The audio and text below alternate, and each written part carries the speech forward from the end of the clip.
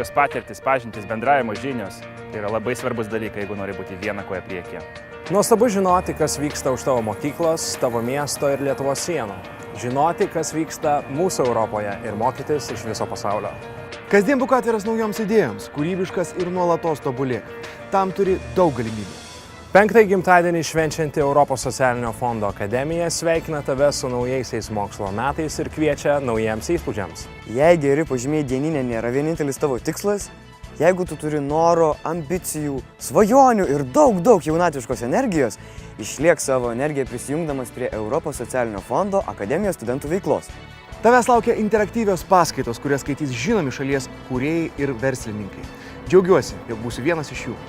Mokslo metų naujienos, smagos susitikimai, geri darbai ir žinoma, įspūdingas mokslo metų pabaigos festivalis. Muzika, įspūdžiai ir iššūkiai, o patiems pačiausiams išvyka į Europos parlamentą. Europos socialinio fondo akademija laukia atvėrusi duris. Užsuk ir tu. Ir iki susitikimo Europos socialinio fondo akademijoje.